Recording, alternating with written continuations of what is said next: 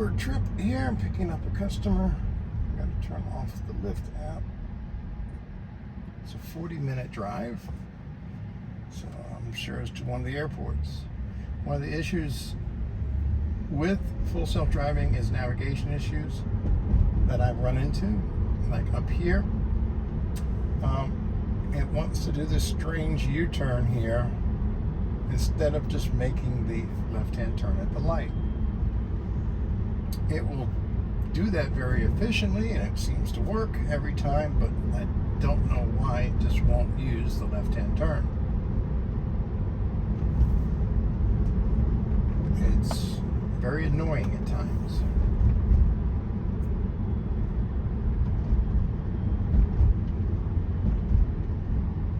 So I'm going to board here and make the left turn since I'm on the way to pick someone up. If I wasn't on the way to pick them up, then I would let it go and do its thing. But it's usually a protected left turn. Of course, we got heavy traffic here. I can't enable the full self-driving as of yet because it's going to want to jump back out and go up and do the U-turn.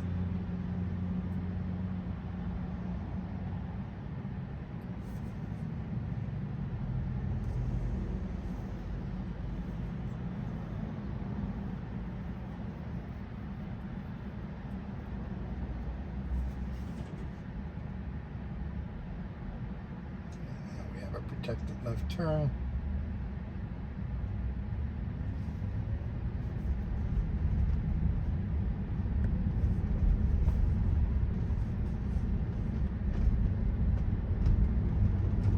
And now I'll engage the full self-driving again.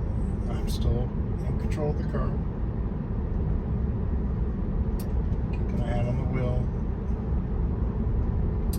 You can keep the hand on the wheel to give it some resistance to let it know you're paying attention, and use the internal camera to make sure you're paying attention as well.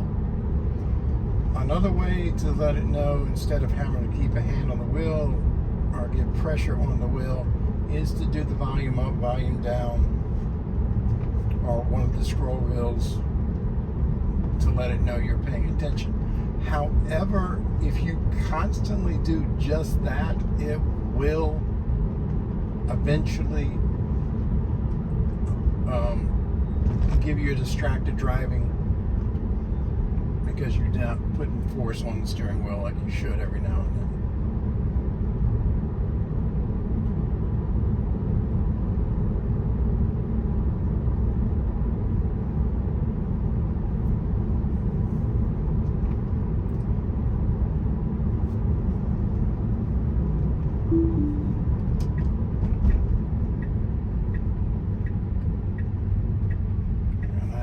Disengage it out of habit because it always has a hard time getting out of this, getting this turn here.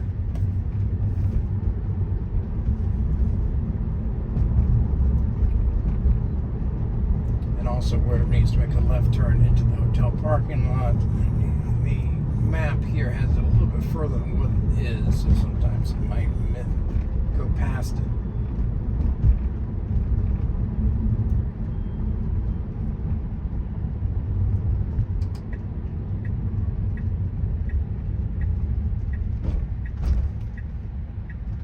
So it tries to go past that because that's can't turn. There's no road there.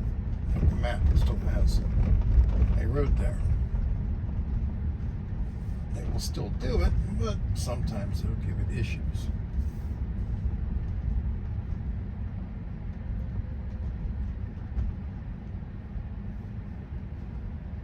Let me pop the trunk.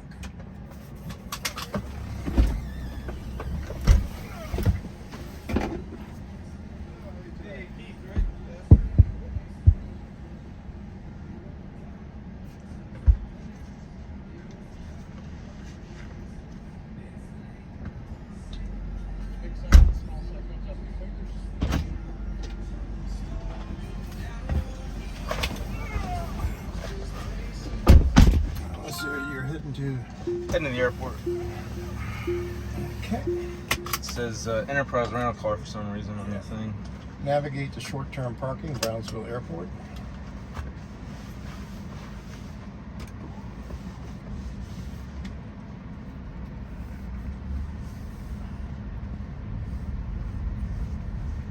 you doing today? Good, I'm doing great. Just finished up day and a half of work meetings. I'm just filming a little video of the full self-driving features of the car. Cool. Yeah, I think this is the first time at Tesla. Yeah, pretty nice. Yeah, headed back to Galveston. How's the weather out there? It doesn't look too good when I land, but it's okay. Some nice weather here. Yeah, it comes and goes. We had a few storms a few weeks ago. Was there? Including Yeah. a tornado that ripped to Laguna Heights. Oh. One person died up there. That's right. Yeah, I heard about that on the news. It's crazy. Yeah, there's still several homes just gone. Wow. Not there anymore. Yeah, we had one up. Was it Friendswood? I think we had one last fall. It's real rare. Yeah. They were freaking out. So apparently it only happens in Houston once every 10 or 15 years. Yeah, and from what I understand, it's very rare in southern Texas getting storms, but it was kind of strange that one in Laguna Heights, where a week before there was another one in Laguna Vista. Hmm. So it's like 1 week, then next week another one. Oh wow.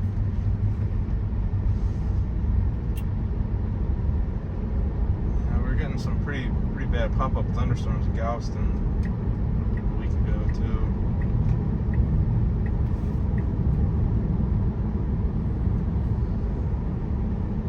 Yeah, it's been kind of crazy. I did have one passenger trying to tell me that this is all because of SpaceX. That, all the liquid oxygen and liquid nitrogen or liquid methane they're putting in the atmosphere is lowering the temperature and drawing the storms this way. It's like, Sure. I think they'd have to dump a lot more than what they actually did to do that. It's this time of year. I mean, you get these thunderstorms in Galveston. I mean,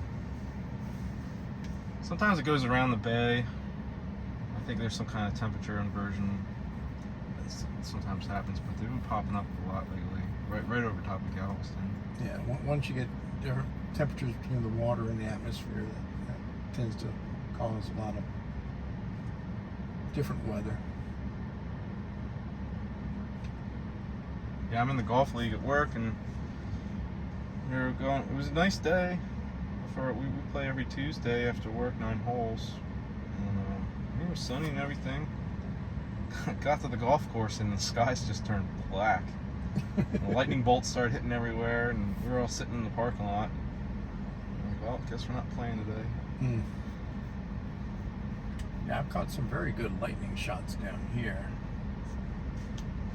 for some of the storms.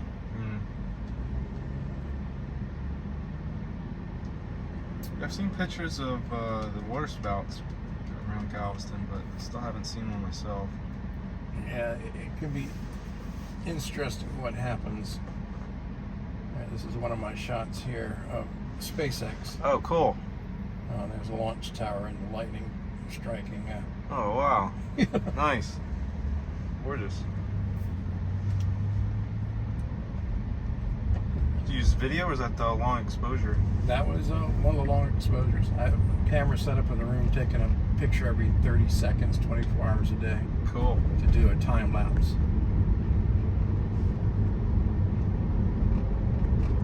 And it's kind of neat when there's thunder and lightning storms. I can go back and look through it, and I get lucky sometimes.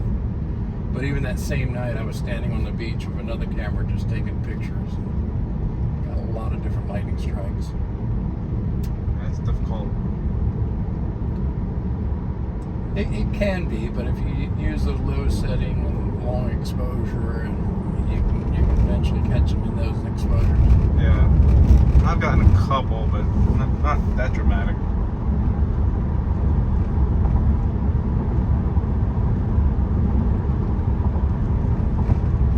I wish we had the water like you guys have down here. Yeah, it is pretty nice. I came out here in October 2020 for 3 days just to check out SpaceX. I haven't left yet. Yeah. Over there is the SpaceX build site where they're building the starships. Cool. And you got 4 starships and a booster to the right of the buildings. And then further back, you have the launch tower with currently Starship 25 there. We're expecting a static fire test on that sometime soon. Cool. But on 420 is when they launched the full stack Oh yeah. that they blew up over the Gulf. That's the one that they tested in. Yeah. But the very first one that they did a 10-mile hop, serial number 8. It went up 10 miles back on December 9th, 2020. Came down and belly flop maneuver, kicked in the engines to land, hit a little hard, blew up on landing. Oh yeah, I remember that. Its forward flap is actually on display in front of the Brownsville Airport. Oh, cool. Huh. I'll have to look for that. Yeah, I grew up in New Jersey. We used to go down Eastern Shore and the Outer Banks on vacation. Okay. We used to stop at Wallops Island. Seen some launches there before. I grew up in Richmond, Virginia, so Oh, okay. moved down to Louisiana 23, 24 years ago. Still drive home once a month to check the house and drive back. Yep. Yeah, we drive back about once or twice a year, but we really like to camp in the Outer Banks, surf and fish. So we usually stop there, and we have friends in Virginia Beach. We stop there before we visit family. Yeah, I used to always go to Nag's Head and do some hang gliding. Cool. Yeah, one of our Virginia Beach friends, he's into what's it called? The motorized paragliding. Yeah, he's got that set up, and he'll go up and down the dunes. It's pretty neat. It's a little. I'm not great with heights, but I'll paddle out in the middle of the ocean in the biggest waves. When I was 12 years old, I started rock climbing West Virginia, Seneca Rocks, 2,000 feet straight up. Cool. But I started rock climbing because I was scared of heights. But as my dad always said, never let your fear stand in your way. So. Cool. I backpacked through Harper's Ferry once. Okay. Appalachian Trail. It's a nice area. Yeah, it's peaceful. I really love it in the fall. If all the leaves change color up there. Yeah, you get all the colors. Yeah, you don't get a whole lot of that down in Texas. No, it's just a lot of brown and green. Either dead or alive. Nice to see the palm trees though. We lived out in Hawaii for a few years, and my friend moved to Galveston. We visited him a couple times, and we had already moved back to New Jersey from Hawaii, and we were missing the warm weather. It was kind of an easy transition.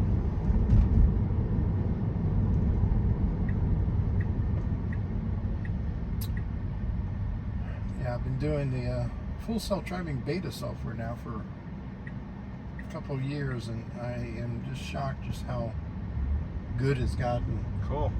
And it's constantly getting better.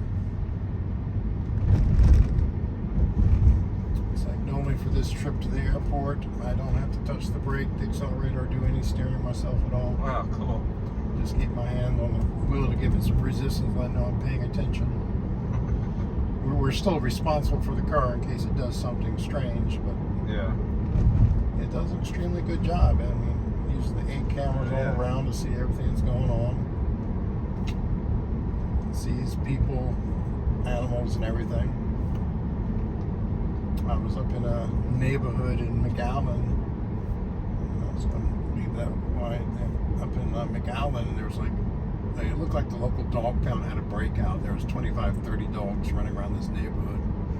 They're all in the middle of the street. Yeah, there were puppies, you name it, and I just let the car go, and it actually zigzagged in and out all the dogs. Wow. Went up into someone's driveway just to get by this one huge dog. Huh. While the dog just sat there staring at me.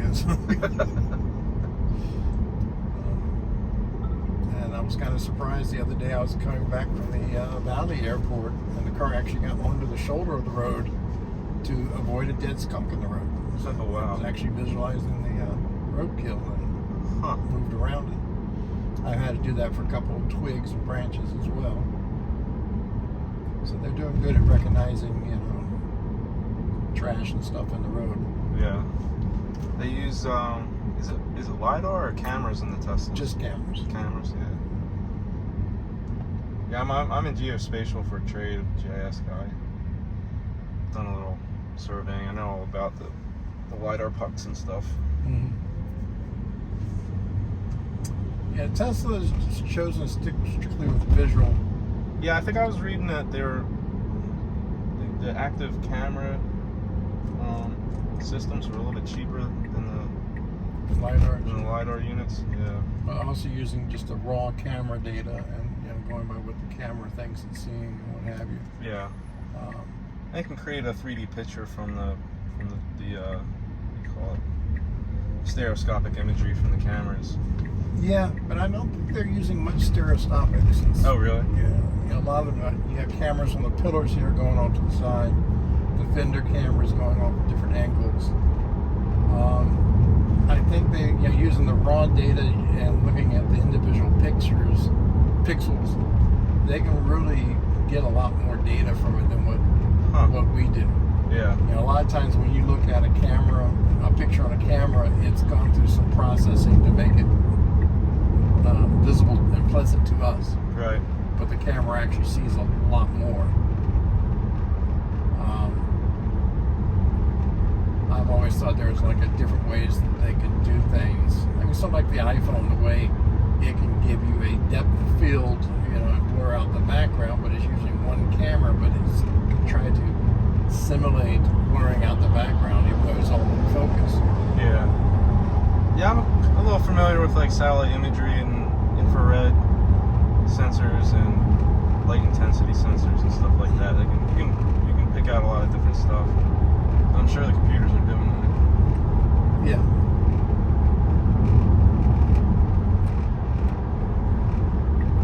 Yeah, LiDAR can be kind of on the more pricey side, and I do know there was some talk that Tesla's going to go to a 4D radar, putting those into cars.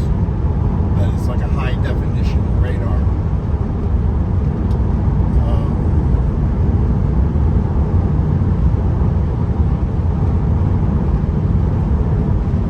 At one time they pulled the radar off, and so they're going strictly to visual. They're talking about getting rid of the ultrasonics and just using the cameras visual, which I'm kind of up in the air on that.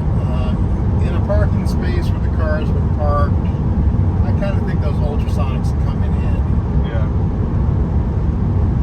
But I do understand, cutting down a lot of the wiring and extras for those ultrasonics.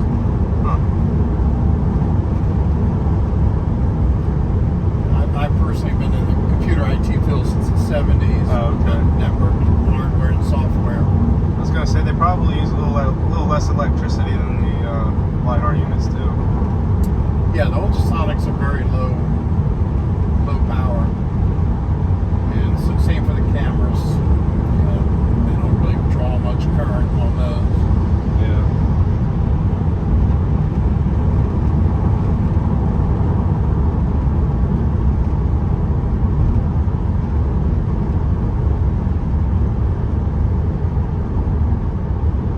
So for the full self-driving, the only problems I've seen with it is all navigation based. Oh yeah. A lot of the stuff that is still pulling from the Google Maps and stuff. If they're doing construction or something. Well, I mean, it does good going around construction zones and what have you.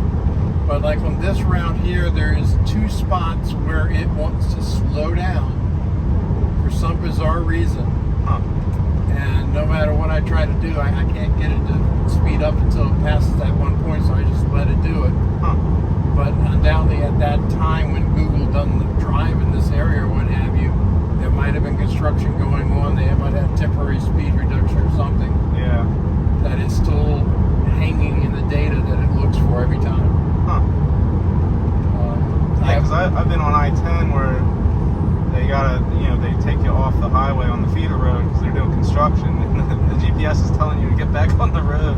Yeah, and there's a section near, if I'm driving home to Opelousas, Louisiana, there's a section north of Corpus Christi where the road is actually shifted 100 yards. But the nav data thinks you're on the back roads and trying to get you back on the main road when you're already on it. Yeah. So that area I usually have to take over. Yeah, we don't take I-10 too often. It's so nerve-wracking.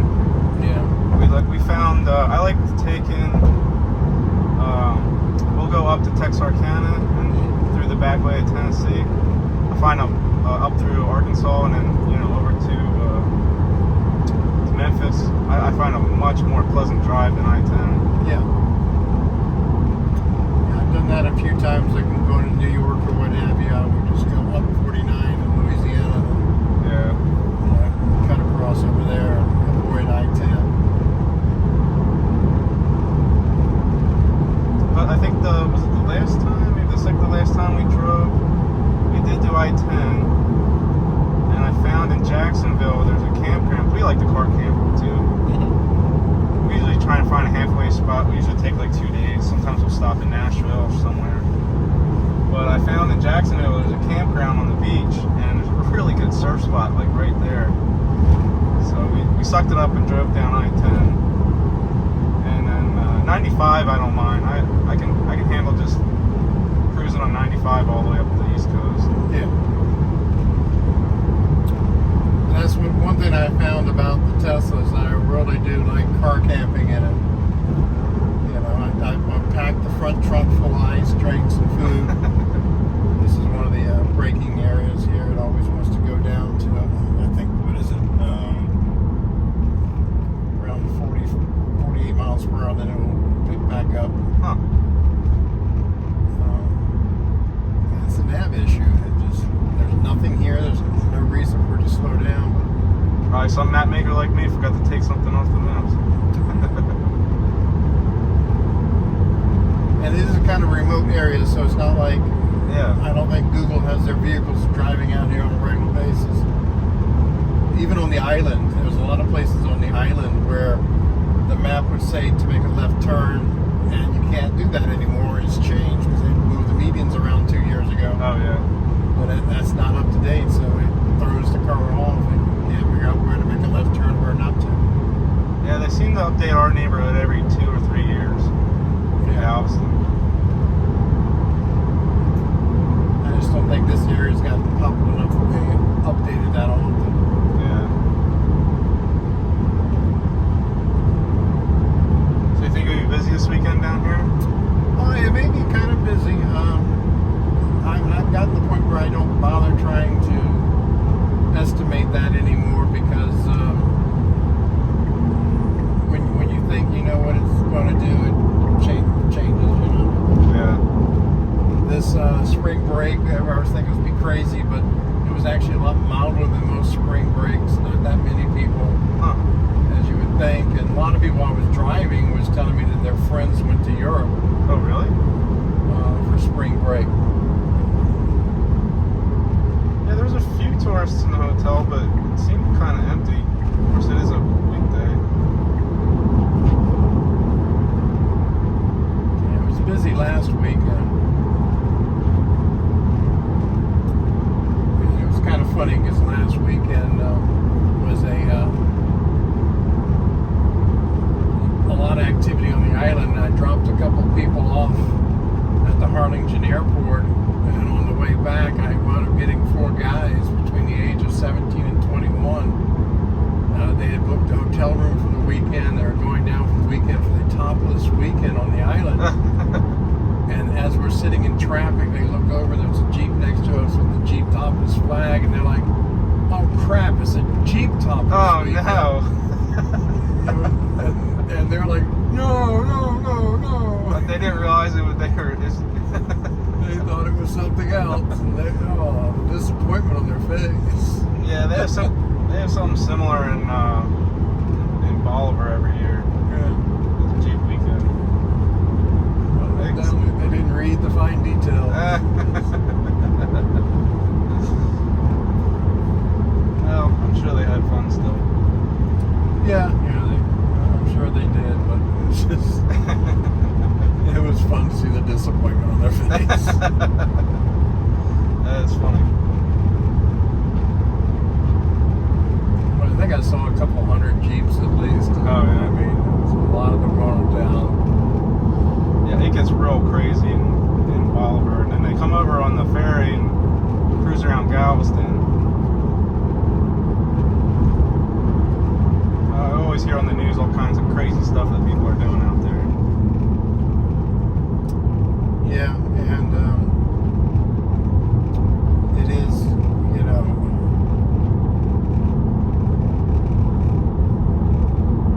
interesting. I mean, if it wasn't for the break in the island near Port Mansfield, this, you know, South Padre Island would all the way up to Corpus Christi. Yeah. I mean, the road on the island is only 10 miles. Yeah. You got the adventure park where they do horseback riding on the dunes and stuff. Cool. But if you take beach access 6 and a Jeep or a good 4-wheel, you can drive all the way up the beach. Good 20 or 30 more miles. Yeah. Yeah, I've talked to friends. I got a 4x4 and we drive on the beach, but I talked to friends. They drive all the way to Port Mansfield from Corpus, looking for surf, fishing. I haven't done it yet. Yeah. Told me all kinds of crazy things they've seen, like drug dealers stashing boats and stuff. Oh yeah. Yeah, they always keep their eye out for it. That's what that big blimp is on the island. It's part of the Homeland Security watching. Oh yeah. Everything's going on around, you know, the border there. Are you talking about that blimp? Yeah, I was thinking I was wondering if that was something that had to do with the border. Yeah. Yeah, they have a lot of surveillance equipment there, infrared, everything, so they can, Oh yeah. you know, monitor all the boats out there. I mean, we're so close to the, you know, border of Mexico. Yeah. Yeah, it's been all over the news with the migrant surge with the COVID era rules ending. Yeah, and a lot of people don't understand what the problems is with the migrant surge.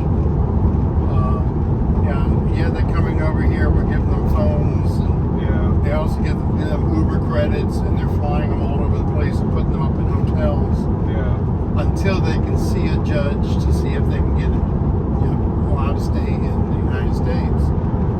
The big problem is the average time for them to see a judge right now is about 2.5 to 3 years. Yeah, I've heard that. So it's like you got all the migrants coming up here for at least 2 to 3 years vacation,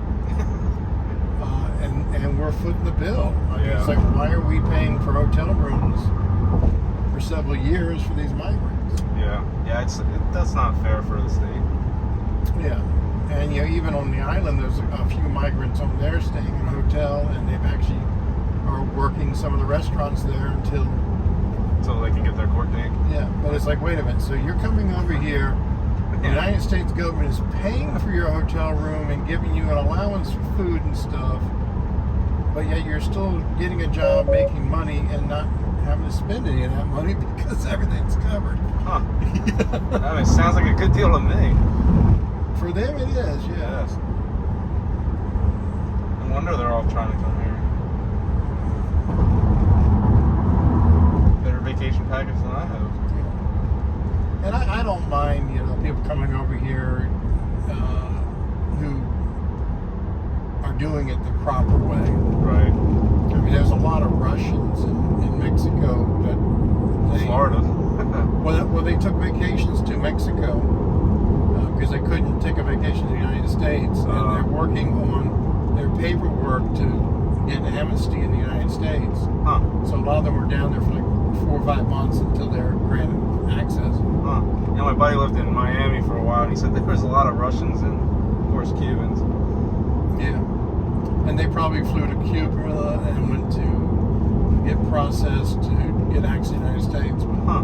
I never thought about that. Yeah, oh, that's right, because like when COVID hit, he said there was a whole lot of Russians that would come into Miami just to get the COVID shot.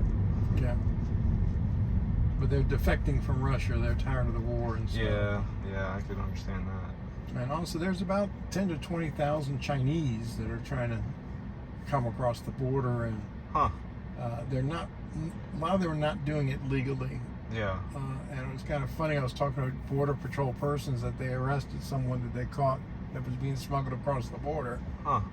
And they were upset and want to know how to get the money back from the cartel that they paid to get them across the border safely. You know? Go ahead and try. Yeah. It's like, okay. Wow. But I've heard anywhere from $15,000 to $50,000 is what they're paying the cartel to smuggle them across. Wow. Yeah, when I was in Hawaii, close to 10 years ago now, they it was kind of weird. They were really kind of racial against the Micronesians. Like it was kind of weird because even the public radio station, they were kind of telling racial jokes. I was like, holy shit! They're like, I can't believe they said that on the radio. But anyway, they I guess the Micronesians have it's kind of like Puerto Rico, where they're not really part of the United States.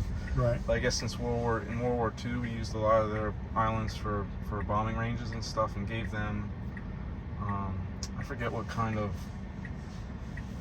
citizenship they have, but they have some sort of allowance to come into our country. Right.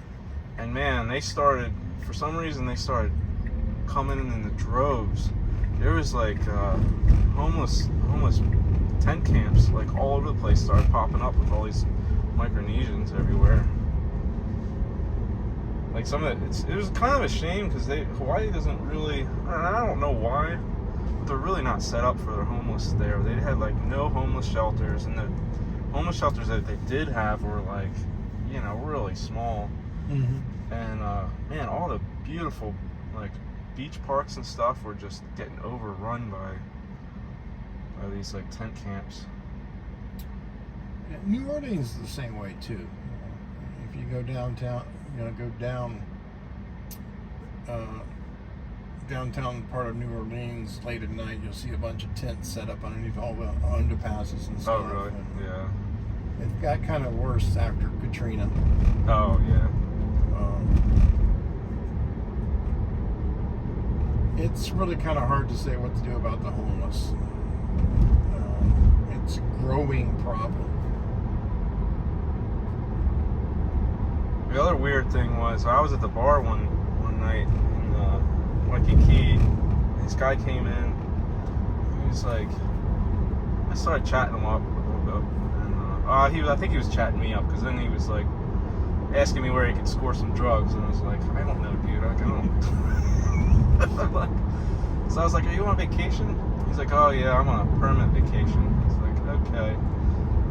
I pretty much got out of him that he was I guess California at some point it was cheaper to give him a plane ticket than it was to support him in like homeless shelters. Yeah. So a couple of them were flying to Hawaii, and I guess they gave him some sort of per diem, but then they end up living on the streets anyway, like drug addicts. Yeah. I do know one person has a old Tesla that is officially homeless. Oh, really? And he just drives across the country looking for free destination chargers. Yeah. Where he can charge slowly for free. And occasionally if he gets some handouts here and there for a shower, he'll hit one of the truck stops to take a shower. But otherwise, I mean, what better way to be homeless than in a car with AC and you can see the world? He packs all of his food and stuff in the front trunk and sleeps in the car and puts the AC into a camping mode, keeps the cabin whatever temperature he wants for 12 hours. Huh. Yeah, I've heard of... and then you can kick back and watch, Netflix, Hulu, Disney Channel, YouTube. Huh. Yeah, I've heard of people, choosing that lifestyle. But Waikiki was like, I couldn't... Because I went to work, because I grew up in the Jersey Shore, and the tourism industry, it's like, that's all your money. Yeah.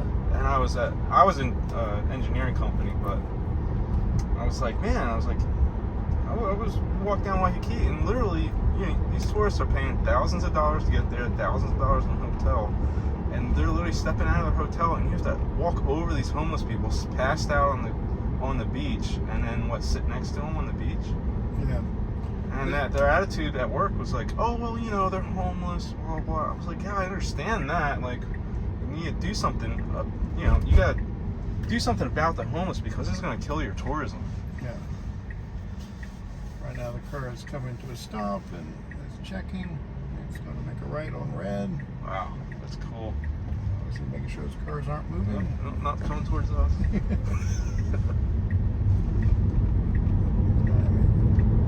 But yeah, there's actually a homeless guy on the island that occasionally gets Uber and Lyft rides.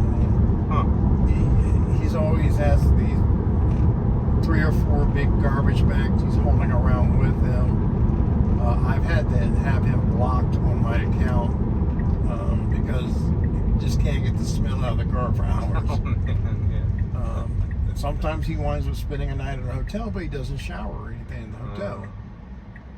I don't know why, but he's always riding the free transportation up and down the island and what have you, which I have people who have complained that they start getting Ubers and Lyfts. They would ride the transportation on the island, but they hate it when he gets on because you can't breathe. Jeez. But he's on the island all the time. And the other day he popped up again on my app, went to pick up the person. I don't know who it is to actually get there. And he's going all the way to McAllen for some reason, and you know, I'm like, I can't take you. I'm sorry. You know, even when he was standing, you know, a good 15, 20 yards from the car, I could smell him badly. It's like, and I sometimes see him in front of a store taking his shirt off and wringing the water out of it and putting it back on. And he's just out there sweating all the time. Yeah, there's a couple characters walk around Galveston all the time. Yeah, when I lived in Atlantic City, I try not to give them money, but if I'm walking out of a convenience store or something, sometimes I'll give them like a sandwich or something. But I just don't want them like buying booze and drugs. I just always just tell them, I'm sorry, you know, I just do Apple Pay everywhere, and I'm waiting for them to pull out a phone. Okay. Yeah. Yeah, I don't ever give them money.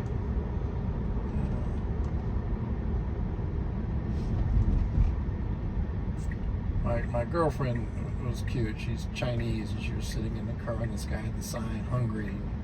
Walked up to the car, and she rolls down her window, and she's like, "You see, duck, cook, no longer hungry." And she looks at me, and she's like, "Why are you hungry? Food right there." I'm like, okay. All right. I don't think that'll go over too well, but.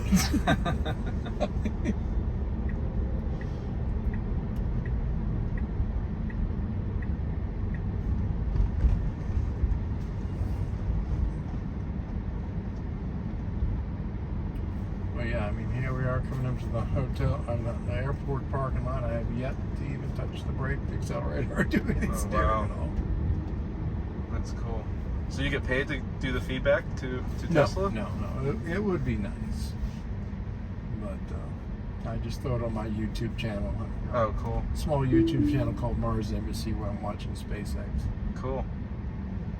And I'll just take over here, since I know exactly where. But yeah, that's actually the flap of the first Starship number 8. Oh, okay. I was wondering what that was. Yeah, it's really dented up because it bounced a couple 100 yards after blowing up. But yeah, they really need to put a plaque on it. But that's SpaceX, that's Elon Musk. If you know what it is, you know what it is. Cool. And just push the top button that says door open and push out at the same time. All right.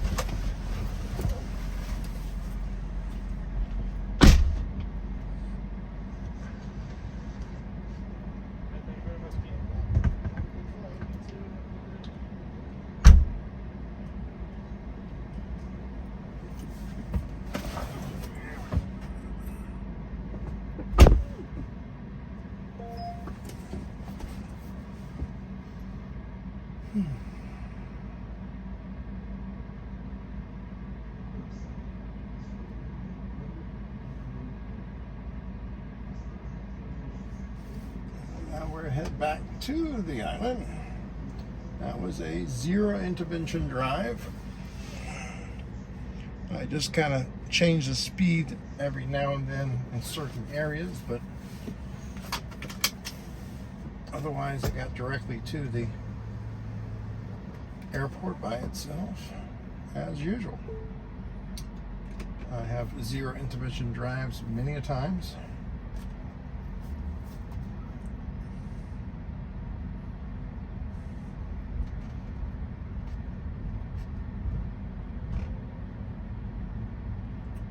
And it really makes it kind of nice to be able to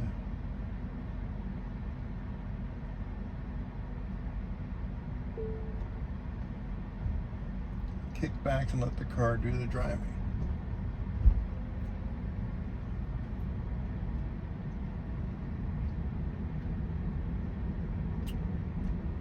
And I'm going to end this video right here.